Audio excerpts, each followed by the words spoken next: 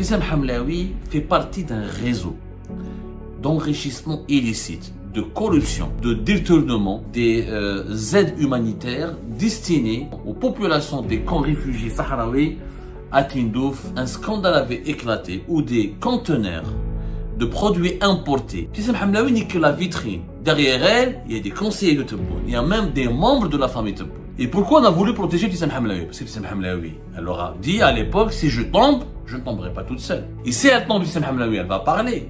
Qui lui a laissé, qui lui a donné l'idée, qui a été son complice, qui la protège? Ibtissam Hamlaoui, elle parle au nom du fils, de l'un des fils de Abdelmajid Tebboune. Et d'ailleurs, Abdelmajid Tebboune, elle l'appelle le Hajj. À chaque fois qu'elle est reçue par un wali ou par un haut responsable de l'État, elle lui dit le Hajj wa yusallim alayk. Le Hajj wa yqul lak. Elle utilise délibérément une posture qui affirme une proximité personnelle avec Abdelmajid Tebboune. L'un des membres de la famille de Tebboune aurait été cité et aurait été impliqué par Ibtissam Hamlaoui. C'est pour ça qu'on la protège. Parce qu'elle a des complicités de très haut niveau. Parce que personne n'a intérêt à ce que Ibtissam Hamlaoui chute, tombe. Tout le monde veut la protéger.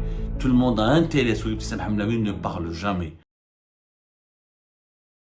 Ibtissam Hamlaoui fait partie d'un réseau d'enrichissement illicite, de corruption, de détournement, de financement qui ont été accordés, de financement public et étranger, qui étaient censés être dédiés, qui ont été censés être consacrés à financer des aides humanitaires destinées à certaines catégories de la population algérienne et surtout aux réfugiés ou à la population, aux populations des camps réfugiés sahraouis à Tindouf, dans le sud-ouest algérien.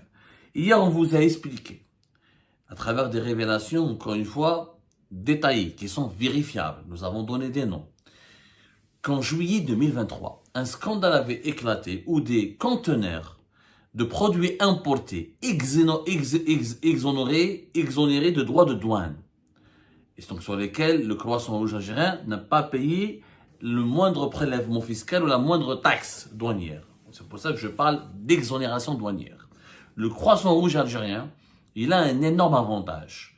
Comme il est une institution prestigieuse et placée directement sous la tutelle à la fois indépendante et liée au gouvernement algérien, et comme c'est une institution qui est spécialisée depuis avant l'indépendance du pays dans le développement des actions de solidarité nationale et internationale et des aides humanitaires au profit des populations confrontées à des catastrophes naturelles, à des sinistres ou à des fléaux sociaux, ou à des grandes privations qui menacent leur dignité, leur pérennité, leur intégrité physique même, le Croissant Rouge algérien, il a la particularité d'avoir le droit d'importer depuis l'étranger un certain nombre de produits ou d'équipements qui lui permettent d'acheminer des aides humanitaires ou de concrétiser ou de réaliser ces actions de solidarité ou de mettre en place des dispositifs d'aide humanitaire. Donc tout ce qui est importé par le Croissant Rouge algérien, il est potentiellement passible d'exonération de droits douaniers. Tu payes rien, tu ramènes de l'étranger un produit, tu l'achètes uniquement à l'étranger ou tu reçois un don depuis l'étranger et tu payes aucun droit de douane et tu l'utilises normalement. Normalement, tu l'utilises uniquement à des fins humanitaires. C'est pas ce qui s'est passé en juillet 2023. Le véritable scandale qui fait trembler Ibtissam Hamlaoui et ses protecteurs. Parce que Ibtissam Hamlaoui, il n'est que la face visible d'un clan mafieux au plus haut sommet du pouvoir algérien qui utilise les budgets et les financements accordés aux aides humanitaires pour s'enrichir illicitement et pour faire des opérations de corruption, de blanchiment d'argent et de détournement d'argent. Ibtissam Hamlaoui n'est que la vitrine. Derrière elle, il y a des conseillers de Tebboune. Il y a même des membres de la famille Tebboune. Et je laisserai l'identité de ces membres de la famille de Tebboune pour la fin de l'émission. Ibtissam Hamlaoui, depuis son arrivée, entre mai 2022 et juillet 2022, nous avons comptabilisé 86 camions de produits importés par le Croissant Rouge algérien.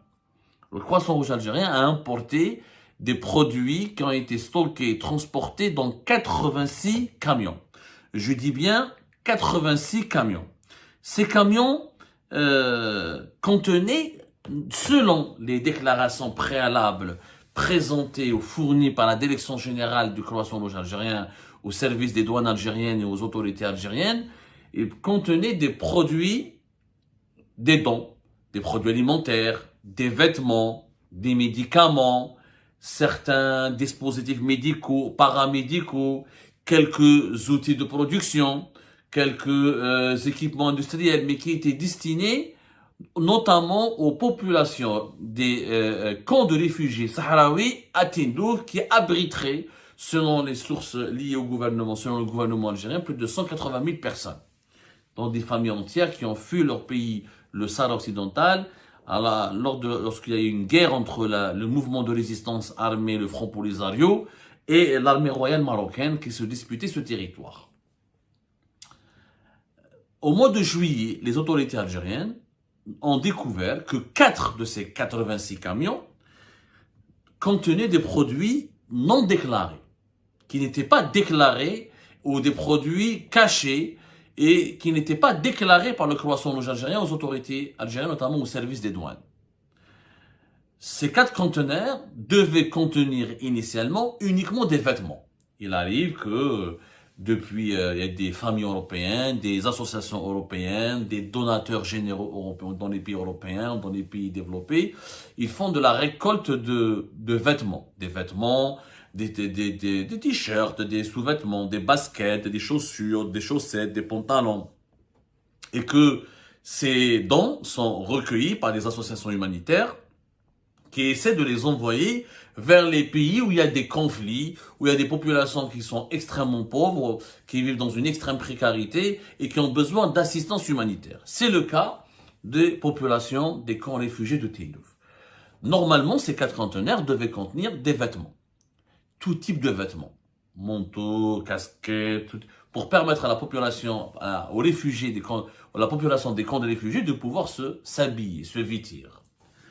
Lors d'une opération de contrôle, les douaniers et les services accompagnés par les services de sécurité, suite à un signalement qui leur a été parvenu, je ne sais pas l'origine de ce signalement, en tout cas, il y avait une dénonciation qui a permis de perquisitionner ces conteneurs et de découvrir qu'il n'y avait pas que des vêtements, qu'il y avait peu de vêtements et que ces conteneurs contenaient essentiellement des pièces de rechange et des huiles pour les moteurs de voitures. Des produits qui font l'objet d'une pénurie chronique en Algérie, qui sont excessivement chers et excessivement demandés. Ces 4 conteneurs n'ont jamais été destinés, n'ont jamais été acheminés, les produits de ces conteneurs n'ont pas été intégralement acheminés vers Tindouf, les camps de réfugiés. Hier, on a dit que c'était des pièces de rechange avec la complicité du Croissant Rouge sahraoui et de son patron Yahya Bouhbini.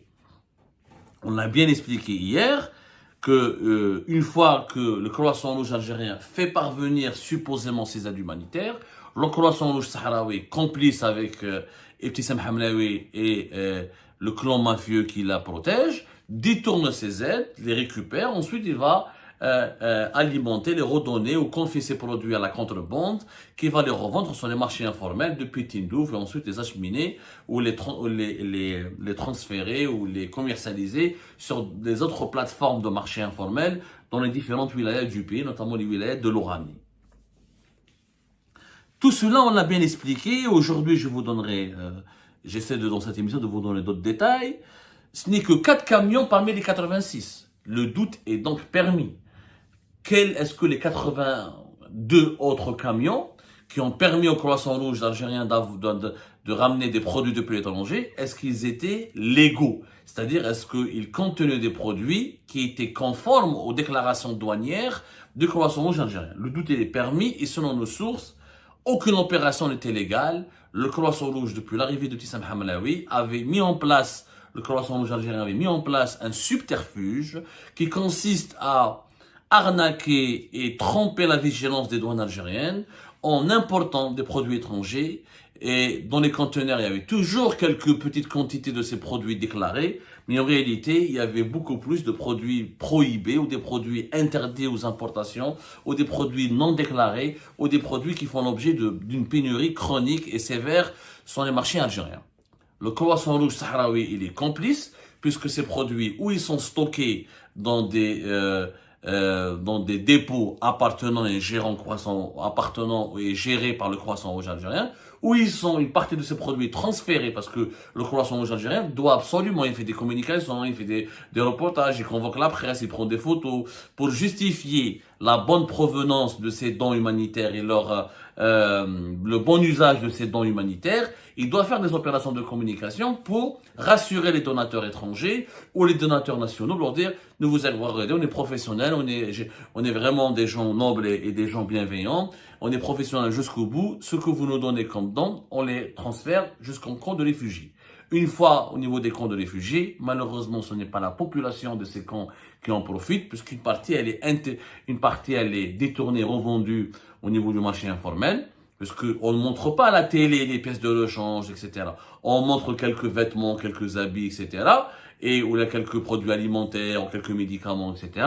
Les produits déguisés, non déclarés, ou cachés, ou dissimulés dans les conteneurs, à côté de ces produits, de ces aides humanitaires, pour leur part, ils sont détournés, à Alger en partie, mais une deuxième partie à Tindouf, dans les camps de réfugiés, avec la complicité des membres du Front Polisario et du Croissant Rouge sahraoui et de son patron, Yahya Bouhbini, que nous avons cité hier. Quand les services de sécurité ont découvert ces 4 conteneurs, le scandale a éclaté. Une première responsable avait été arrêtée, c'est Ratiba Achour, qui travaille à la direction des relations extérieures ou des opérations extérieures du Croissant Rouge algérien. Les opérations de coopération internationale et les opérations extérieures du commerce du Croissant Rouge algérien. Ratiba Achour était le bras droit du Ibtissam Hamlaoui. Mais par enchantement et par miracle, la justice algérienne et le gouvernement algérien va adopter une stratégie de communication totalement extravagante et choquante.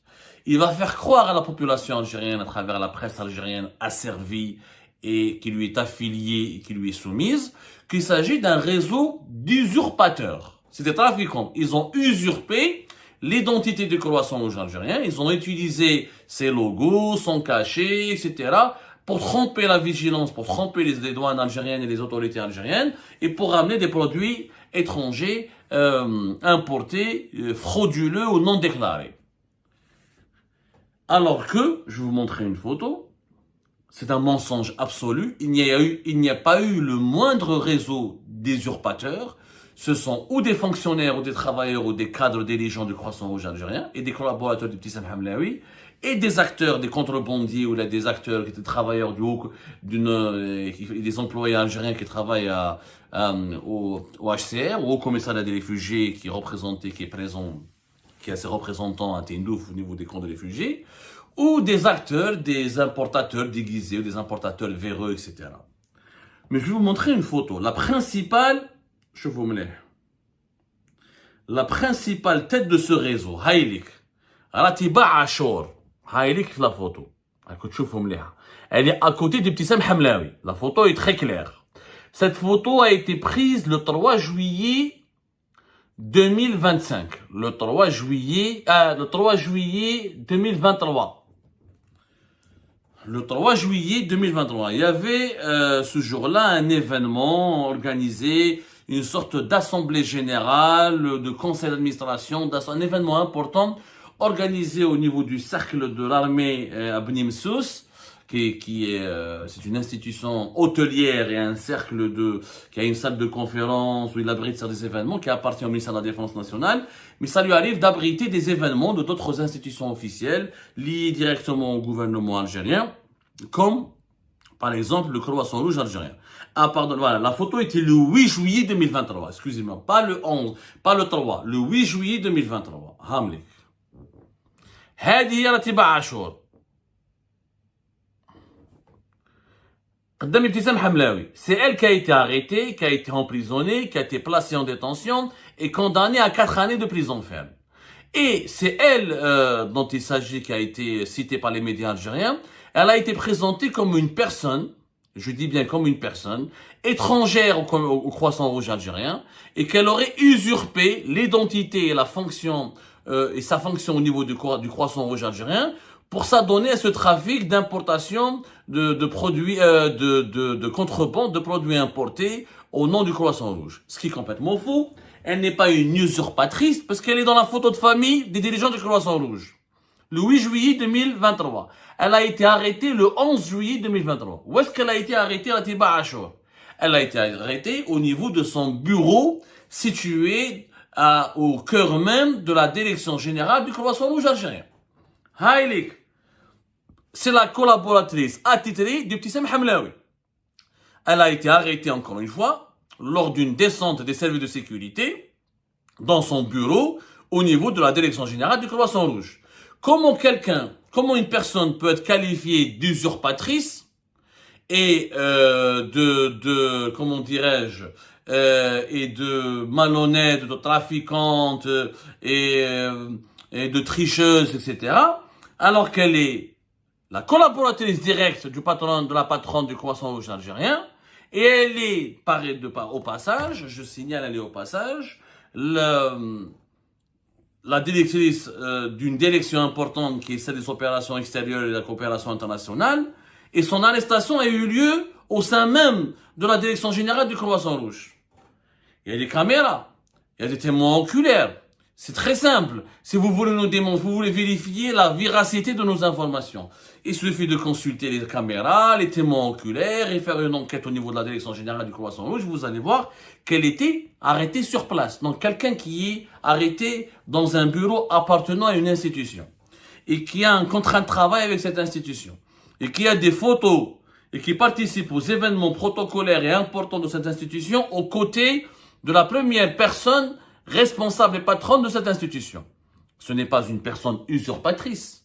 En réalité, comme on vous l'a expliqué hier, quand le scandale avait éclaté, il fallait protéger Ibtissam Hamlaoui. Parce que logiquement, après la Tiba Achour, c'était Ibtissam Hamlaoui, en tant que présidente du Croissant Rouge algérien, qui devait être inquiétée, convoquée, interrogée et éventuellement inculpée. Puisque c'est le Croissant Rouge, en tant qu'institution, qui est engagée dans cette opération frauduleuse d'importation déguisée et de contrebande.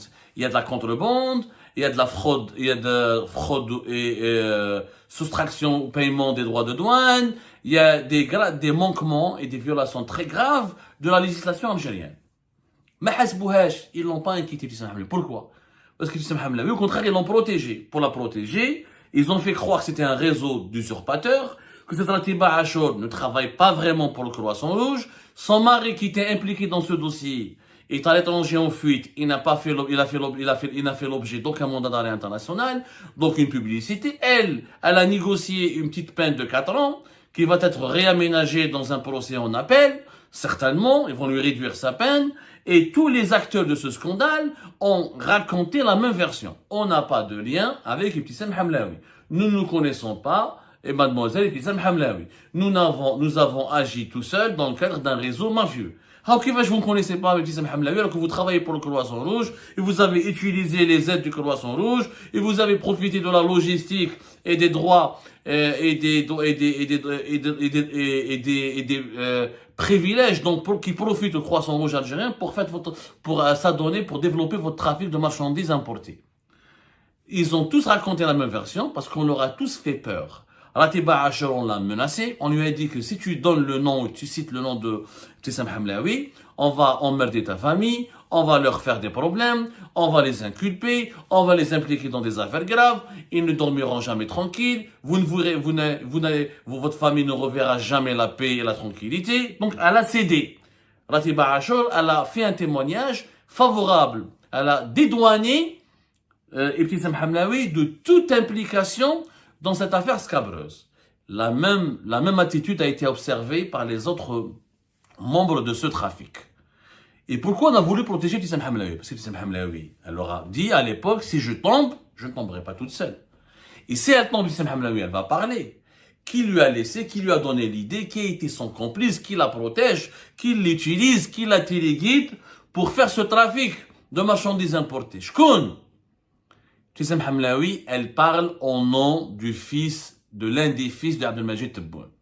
Je répète, dès 2023, dès que ce scandale a éclaté, elle avait dit à son entourage, à des personnes hautement placées au niveau des services de sécurité, à des personnes hautement placées au niveau du palais présidentiel de Mouladia, qu'elle parle au nom qu'elle a un lien direct avec l'un des 3 fils de Abdelmajid Tebboune. Et d'ailleurs, Abdelmajid Tebboune, elle l'appelle le Hajj. Quand elle part dans une délégation, dans visite, dans une wilaya à l'intérieur du pays, à chaque fois qu'elle est reçue par un wali ou par un haut responsable de l'État, elle lui dit le Hajj wa ysallam alik, le Hajj wa yqul lak. Elle utilise délibérément une posture qui affirme une proximité personnelle avec Abdelmajid Tebboune. Donc, si Ibtissam Hamlaoui avait trébuché à l'époque ou avait été inculpé, l'un des membres de la famille de Tebboune aurait été cité et aurait été impliqué par Ibtissam Hamlaoui. C'est pour ça qu'on la protège. Parce qu'on l'utilise, parce qu'elle a des complicités de très haut niveau. Moi, je n'ai pas les preuves que Ibtissam Hamlaoui a raison, parce qu'elle manipule. Pas qu'elle utilise les noms d'Abdelmajid Tebboune et les noms de son fils, juste comme ça, par escroquerie, parce que peut-être qu'elle arnaque son entourage et elle arnaque les autorités algériennes. Peut-être qu'elle utilise, elle se cache derrière le Abdelmajid Tebboune et l'un de ses fils pour effrayer, pour se protéger, elle l'utilise comme bouclier. Peut-être qu'elle est en train de bluffer. C'est possible. Mais en tout cas, il faut le vérifier. Ça ne coûte rien de le vérifier. Les services secrets algériens peuvent l'arrêter, peuvent la convoquer, peuvent l'auditionner, peuvent faire un rapport et demander au président de la République est-ce que c'est vrai ou pas, l'un de ses fils, est-ce qu'il a une relation avec Ibtissam Hamlaoui, est-ce qu'il y a eu une proximité personnelle, est-ce qu'il y a eu une liaison personnelle entre l'un des membres de la famille de Tebboune avec Ibtissam Hamlaoui. Ça, c'est très facile à vérifier. Sauf que personne n'a envie de le vérifier. C'est ça le problème. Parce que cette personne, elle bénéficie d'une grande impunité. Parce que personne n'a intérêt à ce que Ibtissam Hamlaoui chute, tombe, ou tombe en disgrâce, ou quitte son poste, ou se retrouve emprisonné ou détenu dans le cadre d'un scandale. Personne n'a intérêt. Tout le monde veut la protéger. Tout le monde a intérêt à ce que Ibtissam Hamlaoui ne parle jamais. Puisqu'apparemment, le jour où elle va parler, ça risque de soulever d'immenses vagues qui pourront provoquer un tsunami politique dans cette nouvelle Algérie de Tebboune. Et ben voilà, c'est la fin de cette vidéo. Je vous remercie toutes et tous, comme d'habitude, pour avoir suivi la vidéo jusqu'à la fin.